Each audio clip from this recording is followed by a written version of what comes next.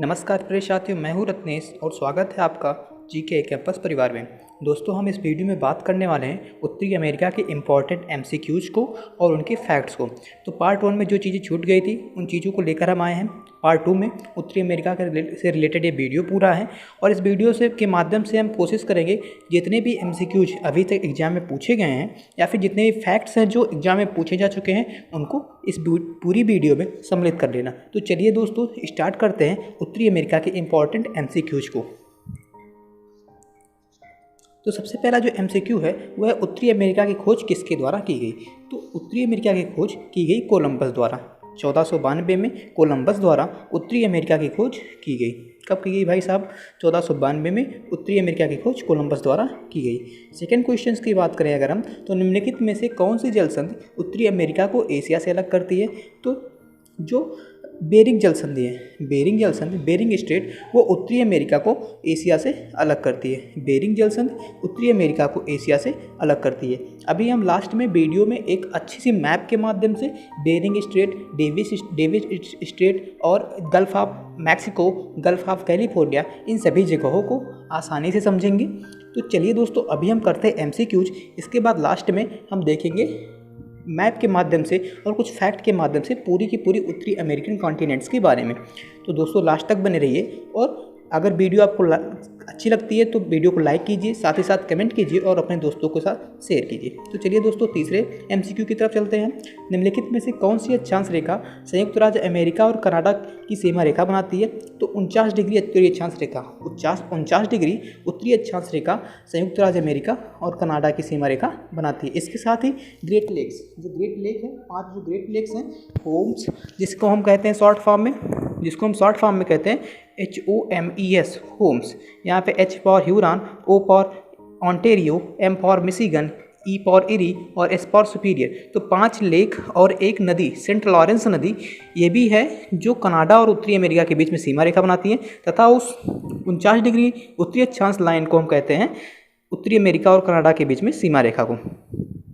अब हम आगे चलें चौथे एमसीक्यू की तरफ। तो निम्नलिखित में से कौन सी झील संयुक्त राज्य अमेरिका और कनाडा के बीच में स्थित है। तो ग्रेट लेक्स, हमने अभी भी बात की, होम्स की, HOMES की, होम्स। फिर से एक बार समझ लेते हैं होम्स का मतलब क्या है और ये 5 ग्रेट लेक्स जो हैं ये हैं क्या। तो 5 ग्रेट लेक्स हैं होम्स को, इसको हम शॉर्ट फॉर्म में कहते हैं या फिर ट्रिक कह लीजिए यहाँ पे से। तो H पावर है यहाँ पे ह्यूरॉन, O फॉर है यहाँ पे Ontario, M for Michigan, E for eri और S फॉर सुपीरियर। और सेंट लॉरेंस नदी जो संयुक्त राज्य अमेरिका और कनाडा के बीच में स्थित है। हम बात करते हैं 5वें एमसीक्यू की। निम्नलिखित में से कौन सी उत्तरी अमेरिका की सबसे ऊंची चोटी और सक्रिय ज्वालामुखी है। तो माउंट मैकिनले जो कि अलास्का में स्थित है और 6190 इसकी मीटर इसकी ऊंचाई है। माउंट मैकिनले एक सक्रिय ज्वालामुखी भी है जो उत्तरी अमेरिका की सबसे उच्च बिंदु है, जो उत्तरी अमेरिका की सबसे उच्च बिंदु है। हम बात करते हैं छठे एमसीक्यू की। विश्व की सबसे बड़ी ताजे पानी की झील कौन सी है। तो विश्व की सबसे बड़ी ताजे पानी की झील है लेक सुपीरियर, जो कि होम्स यानी कि ग्रेट लेक्स में से एक लेक उसी में से है लेक सुपीरियर। हम बात करते हैं 7वें एमसीक्यू की। निम्नलिखित में से कौन सी उत्तरी अमेरिका देश चीनी की कटोरे के नाम से विख्यात है। तो क्यूबा एक ऐसा देश है उत्तरी अमेरिका का जो चीनी के कटोरे के नाम से विख्यात है। वहाँ पे गन्ने का काफ़ी मात्रा में उत्पादन होता है, उसे हम चीनी के कटोरे के नाम से भी जानते हैं क्यूबा देश को। हम बात करते हैं 8वें एमसीक्यू की। उत्तरी अमेरिका में किस तरीके की घास भूमियाँ पाई जाती है। तो उत्तरी अमेरिका में प्रियरी तरीके की घास भूमियाँ पाई जाती हैं उत्तरी अमेरिकन कॉन्टिनेंट में। हम बात करते हैं 9th एमसीक्यू के बारे में। नियाग्रा जलप्रपात किन 2 झीलों के बीच में स्थित है। तो नियाग्रा जलप्रपात इरी और ऑन्टेरियो जो 5 ग्रेट लेक्स हैं उनमें से एक है इरी और दूसरी है ऑन्टेरियो और इन 2 झीलों के बीच में स्थित है नियाग्रा जलप्रपात। 10वां, उत्तरी अमेरिका में ओल्ड फेथफुल गर्म पानी का झरना कहाँ स्थित है। तो उत्तरी अमेरिका में ओल्ड फेथफुल गर्म पानी का जो झरना है वो येलोस्टोन नेशनल पार्क में स्थित है।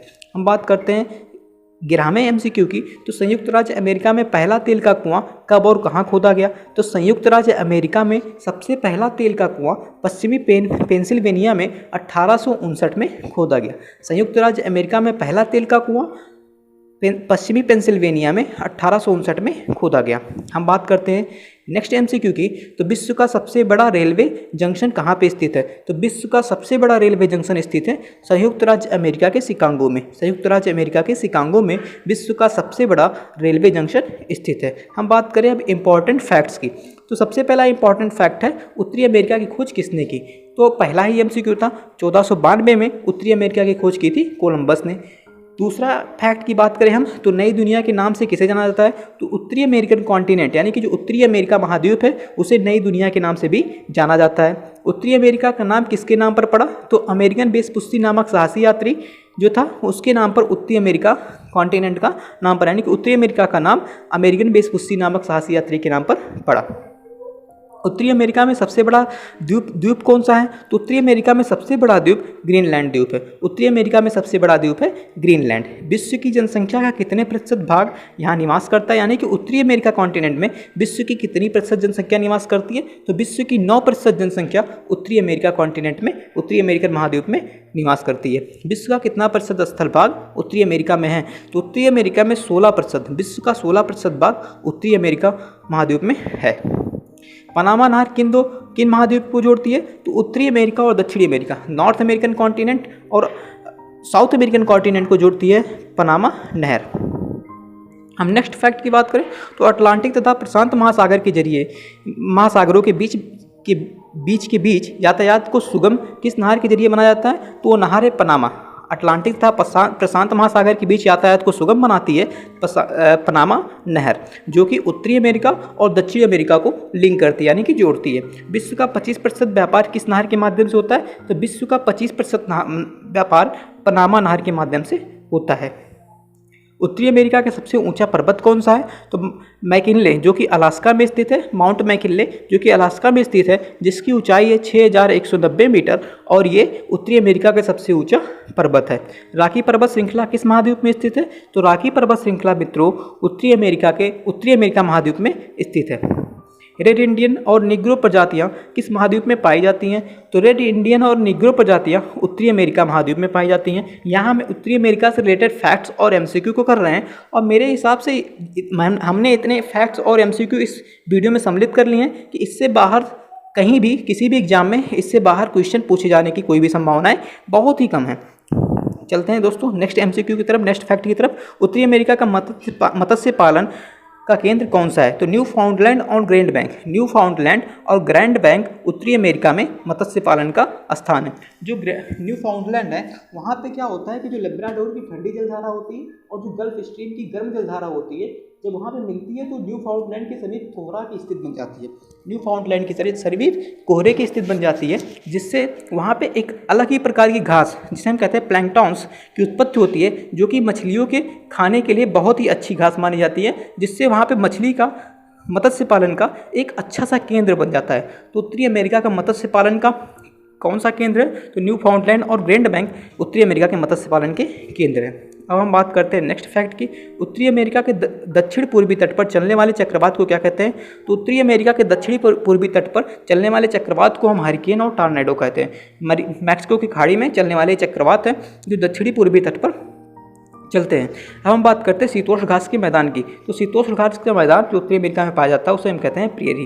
रोटी की कटोरी किसे कहते हैं? तो उत्तरी अमेरिका को रोटी का कटोरी भी कहते हैं हम।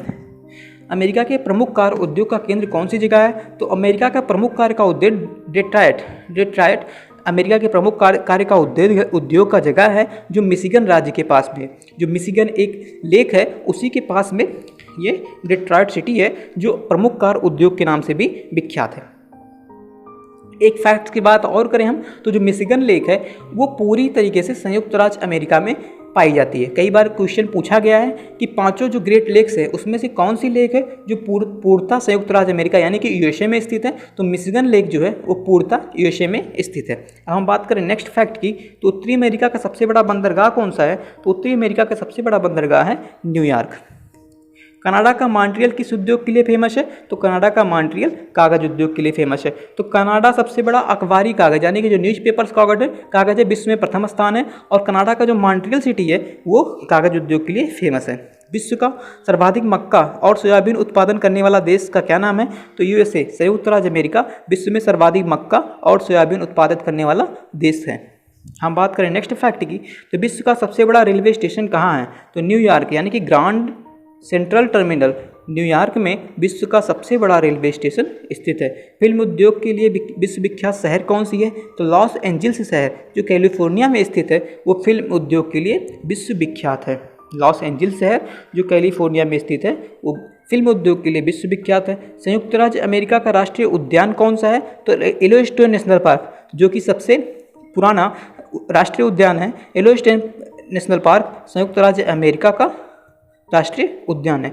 एरिजोना किसके लिए प्रसिद्ध है? तो तांबा के उत्पादन के लिए एरिजोना बहुत ही प्रसिद्ध है। तांबा के उत्पादन के लिए एरिजोना प्रसिद्ध है। हम नेक्स्ट फैक्ट की बात करें तो संयुक्त राज्य अमेरिका में प्रसिद्ध सोने की खान का क्या नाम है? तो होमस्टिक खान जो कि दक्षिणी डकोटा राज्य में स्थित है वो संयुक्त राज्य अमेरिका में प्रसिद्ध सोने की खान है। संयुक्त राज्य अमेरिका में प्रसिद्ध सोने की खान है होमस्टिक खान जो कि दक्षिण डकोटा राज्य में स्थित है। संसार में सबसे बड़ी सोने की खान कहाँ स्थित है? तो कनाडा के ऑन्टेरियो में संसार की सबसे बड़ी सोने की खान स्थित है। कहाँ वायुयानों को झीलों और सागरों पर जमी बर्फों पर आसानी से उतार दिया जाता है? तो कनाडा में वायुयान जो होते हैं उनको झीलों और सागरों पर जमी बर्फों पर आसानी से उतार दिया जाता है। ब्लैक हिल, ब्लू हिल और ग्रीन हिल नामक पहाड़ियाँ कहाँ पे स्थित हैं? तो ब्लैक हिल, ब्लू हिल और ग्रीन हिल नामक पहाड़ियाँ संयुक्त राज्य अमेरिका यानी कि यूएसए में स्थित है। हवाई द्वीप समूह कहाँ है? तो यूएसए में हवाई द्वीप समूह स्थित है जिसकी राजधानी है होनोलुलु, जिसे हम कहते हैं चौराहा द्वीप, विश्व का चौराहा द्वीप। हम बात करें अगर हवाई द्वीप की राजधानी क्या है? तो होनोलुलु ओआहू द्वीप जो है वो हवाई द्वीप की राजधानी है।